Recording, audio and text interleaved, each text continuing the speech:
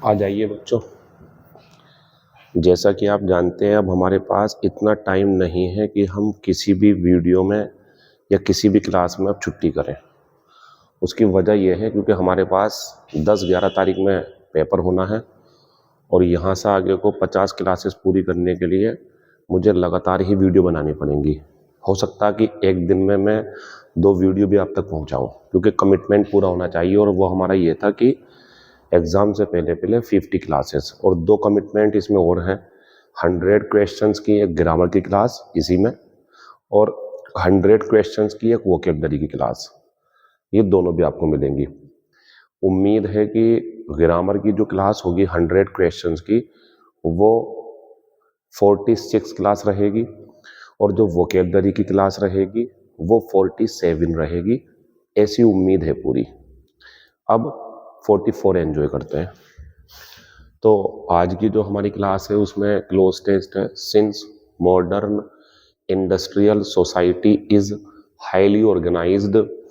चूंकि आजकल की जो उद्योग है या औद्योगिक समाज है, ये बहुत ज़्यादा व्यवस्थित है। इसमें काफ़ी सारे लोग इन्वॉल्व हैं।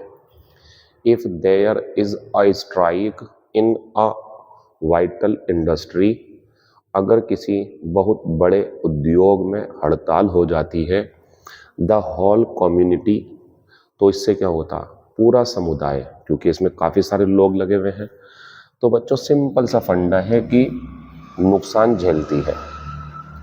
तो बात चल रही है, पहले ये बता दिया कि भैया चूंकि आजकल के समाज में या आजकल के आधुनिक समय में जो इंडस्ट्री है वो काफ़ी ऑर्गेनाइज्ड है, काफ़ी लोग उसके अंदर लगे हुए हैं, इसलिए अगर हड़ताल होती है तो पूरे समुदाय को इसका नुकसान झेलना पड़ता है। बच्चों ये टी नहीं है यहाँ पे, इसे कभी आप देख रहा हूँ सफ़र से, ये ठीक है ना, वो हमारी राइट प्रिंटिंग मिस्टेक है टाइप करते टाइम। फ्लोरिशेस जो होता, ये होता फलना फूलना। हड़ताल होगी तो फलना फूलना कैसे हो पाएगा? डिक्लाइंस होता गिरावट आना। लेकिन यहाँ जो सब्जेक्ट है हमारा वो कम्युनिटी है, समुदाय, लोग हैं, तो लोगों में गिरावट क्या आएगी? लोगों को परेशानी होगी, ये कहना चाहिए। और पीयर का मतलब होता है बच्चों झांक कर देखना किसी चीज़ के अंदर, हल्का सा किवाड़ खोला है उसमें से झांक के देखना, या छोटे से छिद्र में से, ये पीयर होता। इनटू आती इसके साथ। मेरा आंसर दूसरा हो गया। अब वो कह रहा I am not arguing that, मैं ये बहस नहीं कर रहा या मैं ये तर्क नहीं दे रहा कि द राइट टू स्ट्राइक, हड़ताल करने का अधिकार। अब जो हमारा सब्जेक्ट बना हुआ है वो अधिकार है, तो अधिकार को ख़त्म किया जाना चाहिए, तो अधिकार के ऊपर काम होगा, इसलिए हमें इससे बचना चाहिए। और इससे बचने के लिए तो ये शब्द भी जिम्मेदार हैं। मॉडल लगाओगे अगर यहाँ पे तो अगला शब्द फर्स्ट फॉर्म होनी चाहिए, लेकिन ये सेकंड और थर्ड है, ये सेकंड और थर्ड है, ये सेकंड और थर्ड है, ये सेकंड और थर्ड है, ये डी नहीं है यहाँ पे, ठीक है ना। ये थोड़ी सी बच्चा टाइप करने में गलती कर देता है, लेकिन ये ट्रिवियल सी मिस्टेक्स होती हैं ना, आप नज़रअंदाज कर दे करो। फिलहाल आते हैं अब। तो ये कह रहा मैं ये बहस नहीं कर रहा कि जो अधिकार है हड़ताल का वो ख़त्म किया जाना चाहिए। शुड हैव नहीं आएगा, चलो मानते हैं कि थर्ड फॉर्म आ देंगे, लेकिन सेंटेंस पैसिव में जाना है, क्योंकि हड़ताल को ख़त्म नहीं किया जाना चाहिए। शुड बीन ये ग्रामर में होता ही नहीं है, आंसर है शुड बी। तो उसने अपनी बातें दोनों रखी। वो कह रहा कि देखो चूंकि आजकल की जो उद्योग हैं उसमें बहुत सारे लोग लगे हुए हैं, इसलिए अगर हड़ताल होती है तो पूरे समुदाय पर इसका असर पड़ता है। तो फिर वो ये कह रहा है, देखो मैं ये नहीं कह रहा कि हड़ताल को ख़त्म कर दिया जाना चाहिए। बच्चों समाज से अगर कोई प्रथा या कोई सिस्टम ख़त्म होता है तो एबोलिश्ड आता है, डिमोलिश तो स्ट्रक्चर गिनाने के काम आता है, प्रिजर्व आता संरक्षित करना, बचा के चलना, सैंक्टिफाइड का मतलब होता पवित्र बना देना, सैंक्टिफाई कर दा। अब ये बोलना है, मैं ये नहीं कह रहा कि हड़ताल का जो अधिकार है लोगों का वो ख़त्म कर दिया जाए।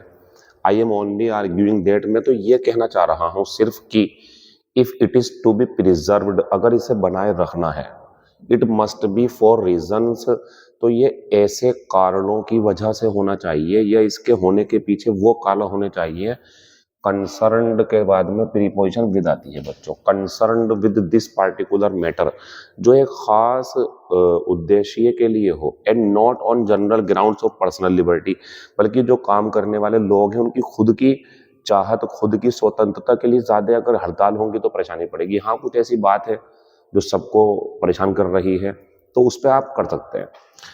इन ए हाईली ऑर्गेनाइज्ड कंट्री, बहुत ज़्यादा व्यवस्थित देश में, देयर आर मेनी एक्टिविटीज़, बहुत सारे ऐसे काम होते हैं that are important to everybody, जो हर किसी के लिए ज़रूरी हैं, एंड विदाउट विच, मीनिंग बनेगा ना, एंड विदाउट विच, और जिसके बिना there would be widespread hardship, बहुत ज़्यादा मतलब बहुत ज़्यादा दूर दूर तक परेशानी हो जाएगी। वाइड स्प्रेड मतलब बड़ी परेशानी हो जाएगी। एक बार ना फिर से आप यहाँ से सुनो। In a highly organised country there are many activities that are important to everybody. एक व्यवस्थित देश में कई सारे ऐसे काम होते हैं जो महत्वपूर्ण होते हैं सभी के लिए, और उनके बिना, ऐसे बोलेंगे ना, महत्वपूर्ण होते हैं तो उनके बिना परेशानियां हो जाएंगी, के बिना परेशानी हो जाएगी। चलिए, क्लोस्टेस इज ओवर। क्वेश्चन नंबर 6 है बीमॉन, इसका मतलब होता है विलाप करना, रोना करना। आंसर लगाएंगे लेमेंट। पेसिफाई का मतलब होता है बच्चों शांत करना, काम डाउन, सिनोनिम बन जाएगा। इमेजिन का मतलब हो गया कल्पना करना। रिक्वेस्ट होता है विनती करना। रिक्वेस्ट के लिए एक शब्द दे सकता हूं मैं आपको, एडज्योर, और अगर एबज्योर होगा बच्चों तो क्या होता है, त्यागना। ये त्यागना वो रिक्वेस्ट होता है। 6 का आंसर पहला हो जाएगा। इग्नोबल का मतलब होता है जो सम्मान के लायक ना हो, तो इसका एंटोनिम बना देंगे वर्दी, के लायक। इग्नोबल सम्मान के लायक ना हो, अपमानजनक हो। ह्यूज विशाल होता है, बड़ा, इसके लिए सिनोनिम बना सकते हैं आप, कोलोसल।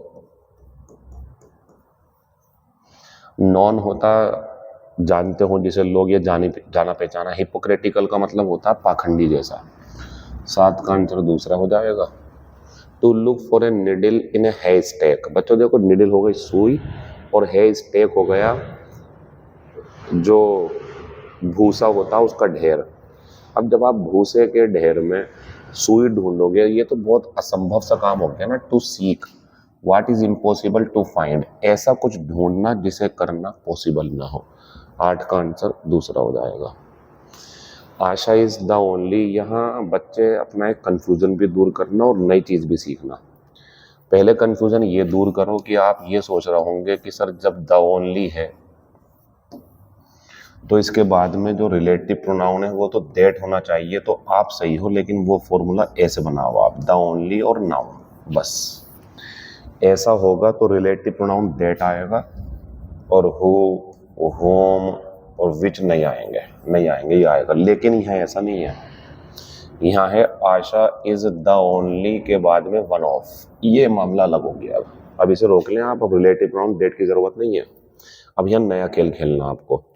तो Asha is the only one of the nurses who are, अगर कभी ऐसा फॉर्मेट मिले आपको, सब्जेक्ट इज ओनली या द ओनली और one of plus plural noun, तो रिलेटिव प्रोनाउन की टेंशन मत लेना, दैट होता तो भी सही होता और हु है तो भी सही है। यहाँ वो नियम खत्म हो गया जो नीचे है, यहाँ इज होगा। तो इस पे 4 बातें सुननी है आपको। द ओनली प्लस नाउन होता अगर तो काम ये भी होता, दैट करना पड़ता, लेकिन ये the only one of plus plural noun है तो दैट की कोई जरूरत नहीं है करने की। एक बात। दूसरी बात, ऐसे फॉर्मेट में कि सब्जेक्ट है, फिर हेल्पिंग वर्ब, फिर जो आगे हमारा कॉम्प्लीमेंट टाइप का या एंटीसीडेंट आ रहा, अगर वो द ओनली वन ऑफ करके है तो यहाँ हेल्पिंग वर्ब सिंगुलर लेनी और वो इसके हिसाब से आती है। ये हो गया हमारा 1 नंबर का क्वेश्चन। अब एक चीज और देखो आप, तो हिंदी सुन लो। आशा उन नर्सों में से एकमात्र वो नर्स है जिसे ये अवार्ड मिल रहा है। अब दोबारा देखो आप, मान लो कि अगर इसमें ये ना होता, आपको नहीं करना लेकिन मैं करूंगा ये काम, ये एग्जाम। अब ये होता अगर सवाल, Asha is one of the nurses, तो अब हु आर ही आएगा, यानी कि जब सब्जेक्ट हो फिर इज एम आर वाजबर, फिर आगे चल के वन ऑफ, ओनली नहीं है, तो बच्चों हेल्पिंग का प्लूरल ही आएगी। अब वो बढ़िया लगी हुई है। और मीनिंग सुन लो इसका, आशा उन नर्सों में से एक है जिन्हें ये अवार्ड मिल रहा है, जिन्हें सबको अवार्ड मिल रहा है इस टाइम, उनमें से वो भी है, ये इसका मतलब है। लेकिन ये है तो वहां पे इज करना पड़ेगा, तीसरे पार्ट में गलती है। यही आस्क्ड मी। बच्चों देखो ध्यान रखो, जब भी आपको ऐसा लगे ना रिपोर्टिंग वर्ब में एक वही जो क्वेश्चन टाइप की होती है, asked me, wanted to know, इस टाइप से, फिर यहाँ पे वेदर हो, इफ हो, वाई हो, कोई भी क्वेश्चन वर्ड हो, इसके पहले एज टू नहीं आता। ये बेकार की बात है, सुपरफ्लुअस टाइप का है ये। तो जब एक क्वेश्चन वर्ड हो उसके पीछे, या इफ या वेदर हो, उसके पीछे जो हमारा रिपोर्टिंग वर्ब है बीच में एज टू मत लगाना। अब सही है। ही आस्क्ड मी, उसने मुझसे पूछा, whether I had finished the work, क्या मैं अपना काम पूरा कर चुका था। फिर आएंगे हम 11 नंबर पे, find the correctly spelled word. ये हाई कोर्ट के लिए क्वेश्चन है हमारा, क्योंकि स्पेलिंग्स उसी में आती हैं। तो ये हो गया हमारा कैलिडोस्कोप, याद करना इसे आप। अब कैलिडोस्कोप क्या होता है बच्चों, एक खिलौना होता है जिसे आप घुमाएंगे, इधर उधर करेंगे तो उसमें रंग बदलेंगे, रंग बिरंगा बहुरूपदर्शी होता है एक तरीके का। ये तीसरा आंसर है। फिर हम गए बच्चों पंक्चुएशन, वो भी हाई कोर्ट के लिए था। यहाँ है, punctuation is a system of symbols. Punctuation संकेतों का एक ऐसा सिस्टम है दैट वी यूज व्हेन। एक बात बताओ, पंक्चुएशन जो होती है, comma, full stop, inverted commas, colon, semicolon, ये जब हम कोई सेंटेंस बोलते हैं तो क्या हम इसे बोलते हैं बोलने में, ये लिखा जाता है, बोला नहीं जाता। जैसे मैं कहूँ ही सेड टू मी, मैं बोलता हूँ कोमा, इन्वर्टेड कोमास, क्योंकि गलती ना कर दो आप, लेकिन ऐसे नहीं होता। अपने आप अंडरस्टैंडिंग रखो कि क्या बोल रहा सामने वाला। जैसे मैं बोलूं ही सेड टू मी, अब अपने आप समझ जाओ कोमा लगेगा, रुक गया मैं। वेयर आर यू गोइंग, और खत्म हो गया सेंटेंस। तो सारे काम आपको अपने आप करने थे, इन्वर्टेड कोमास भी चलाने थे, लास्ट में क्वेश्चन मार्क भी लगाना था, फिर इन्वर्टेड कोमास भी। ये बोले नहीं जाते हैं, ये लिखे जाते हैं। तो ध्यान रखें, जो हमारे पंक्चुएशन होती है वो बोलने में, सुनने में, किसी को डिस्क्राइब करने में नहीं, बल्कि लिखने में। जब लिखते हैं तो बच्चों से लिखना पड़ता है, कॉमा ये सब बढ़िया चीज थी। दूसरी बात है, पंक्चुएशन राइटिंग में इस्तेमाल होती है। हाउ डिड शी, किसी सदमे से उबरना, गेट ओवर। उबरना किसी सदमे से, यह आता है बच्चों गेट ओवर। तो how did she get over his death, वह उसके, अपना कोई हस्बैंड वगैरह कुछ है, उसके मौत से कैसे उबरी। बच्चों ये होता है, इसमें सब्जेक्ट ही कोई मुसीबत होती है, सब्जेक्ट होती है इसमें मुसीबत, और वो गुजर जाती है। और इसमें व्यक्ति होता है, सब्जेक्ट मुसीबत से उबरता है। व्यक्ति अगर सब्जेक्ट है और यहाँ कोई परेशानी थी तो इससे उबरना है, तो गेट ओवर। ठीक बच्चों। और जब मुसीबत ही सब्जेक्ट हो तो यह आता बिलो ओवर, वो गुजर गई चीज। ये इसका तरीका होता है। काम डाउन, शांत रहना, बिलो आउट बुझाना होता है। आंसर 13 का चौथा हो जाएगा। वो उसकी मौत से कैसे उबरी। नॉट ओनली, जिन्हें पढ़ाया मैंने केस ऑफ इमर्जन वो जानते हैं। नॉट ओनली के बाद अगर क्लोज है, और बाद में भी क्लोज है अगर, एज वेल एज। अच्छा एक बात हो रही सर, बट ऑल्सो आता, तो आपको एक नई चीज मिल रही है, इसे आप सीखो। नॉट ओनली के बाद में बट ऑल्सो ही आता है, लेकिन इसके काम, इसके बदले में एज वेल भी इस्तेमाल करते हैं। ये भी का काम करता है, लास्ट में लगता है। Not only they went to see a film, वह सिर्फ फिल्म देखने ही नहीं गए। दे हैड डिनर आउट, उन्होंने बाहर डिनर भी होता है एज वेल, ये बट ऑल्सो का काम कर रहा है, और ये सही है। लेकिन क्वेश्चन केस ऑफ इमर्जन बनेगा आपका, तो देख लो इधर, नॉट ओनली हो, फिर यहाँ एक क्लोज हो, फिर कॉमा लगा के फिर एक क्लोज और हो, बट ऑल्सो हो या एज वेल हो। तो बच्चों इस क्लोज को आपको केस ऑफ इन्वर्जन बनाना पड़ता है, हाफ वाला। आंसर पहला है। ये तो वैसे ही गलत है बच्चों, जब इस क्लोज में नॉट ओनली आ गया तो नॉट क्यों लगा रहा हो आप, गलत बात है ये। और वो केस ऑफ इन्वर्जन बनना जरूरी है। तो सिर्फ वो फिल्म देखने ही नहीं गए, बल्कि बाहर खाना भी खाया। चलिए खत्म हो गया। अब ये एक हल्की सी ग्रामर की, आप मैनी को जानते हो या मैनी के साथ आर्टिकल को भी जानते हो, तो एक फॉर्मूला देता हूं मैं आपको। अगर मैनी हो और डायरेक्ट नाउन हो तो बच्चों ये नाउन होता है प्लूरल, मैनी, और प्लूरल नाउन, और हेल्पिंग वर्ब होती है बच्चों प्लूरल। ये हो गया। फिर आगे बढ़ेंगे, दूसरा फॉर्मूला मैनी हो, फिर एक आर्टिकल आ जाए ए या एन, तो बच्चों जो नाउन आएगा वो अब हमारा सिंगुलर आएगा और हेल्पिंग वर्ब भी बच्चों सिंगुलर ही आएगी। ठीक, एक तीसरा और देख लो, ए गुड मैनी या ए ग्रेट मैनी करके अगर हो, अब ये अलग हो गया बच्चों, अब इसका नियम लगेगा। तो मैनी के बाद में प्लूरल नाउन और प्लूरल वर्ब। फिलहाल तो मेरा आंसर पहला है, क्योंकि मैनी के बाद ये बढ़िया था, लेकिन ऑक्शन होना चाहिए था। ऑक्शन होता है ना इसका प्लूरल, ऑक्सेस नहीं होता, तो हो जाता ये आंसर। फिलहाल नहीं होगा। एन के बाद में ये बढ़िया था, लेकिन वर्ग का वाज होना चाहिए था। आंसर पहला है। कई कई एक बैल देखे गए थे नदी के किनारे, बोलेंगे ऐसे ही लेकिन लिखेंगे सिंगुलर। आंसर पहला है इसका। इसमें आर्टिकल की गलती है, एन आना चाहिए था। Choose the answer which is incorrect, तो ये चेक करना था आपको। Good positive, better comparative, best superlative, bad positive, worse comparative, worst superlative, out positive, outer comparative, outermost superlative, in positive, inner comparative, लेकिन superlative degree जो है इसकी वो इनर मोस्ट है। ये गलत था हमारा, यही आंसर है इसका तीसरा। 17 नंबर पे फिर हमारे सामने एक नरेशन खुल के आया। अध्यापक ने कहा जोली गर्ड अप योर लॉइंस। देखो यहाँ पे ग्रामर की गलती मिल सकती है बच्चों आपको, इसे याद कर लो और ध्यान रखो, ये लॉयंस गलत होता है, लॉइंस नीचे वाला सही है, क्योंकि ऊपर वाला शेर है और नीचे वाला होता है कमर, कमर का हिस्सा जहां बेल्ट बांधते हैं हम। तो इसका मीनिंग होता है कमर कस लो और तुम्हारी सफलता निश्चित है, एंड सक्सेस इज योर्स, और सफलता तुम्हारी हो जाएगी। यानी कि कमर कस लो, मेहनत कर लो तो तुम्हारी सफलता तुम्हें मिल जाएगी। आंसर इसका बच्चों पहला ही है। द टीचर एक्सहॉर्टेड, उसका उत्साह बढ़ाया, उसे लुभाया इस टाइप से कि वो अपनी कमर कस ले, एंड एश्योर्ड हिम, ये अपने पास से बढ़िया, और उसे विश्वास दिलाया the success that success was his, बढ़िया होगा। ये आंसर है इसका बच्चों, नरेशन था ये।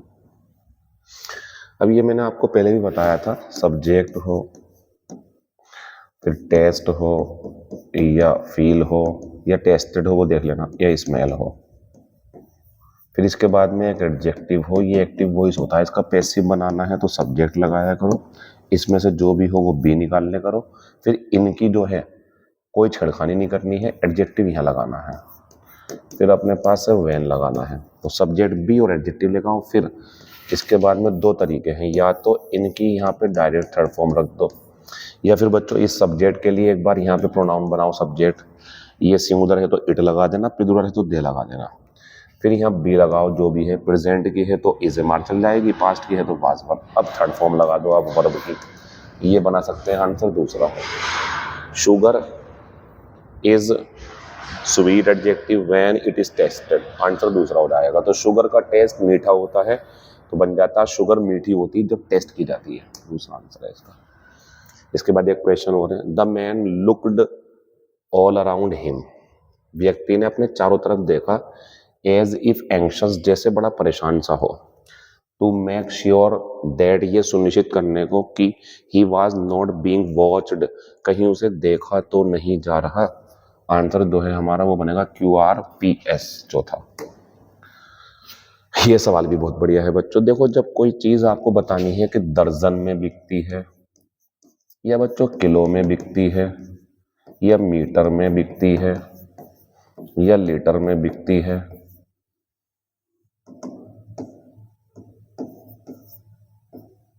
तो आप ध्यान रखें बच्चों, इसके साथ बाय लगाया करो और लगाया करो द आर्टिकल। आंसर जो है इसका वो चौथा बन जाएगा। तो eggs are sold by the dozen, अंडे दर्जन से बेचे जाते हैं। कहानी खत्म हो गई है, बाकी बातें कल होंगी आपसे। Thank you, all the best, see you tomorrow.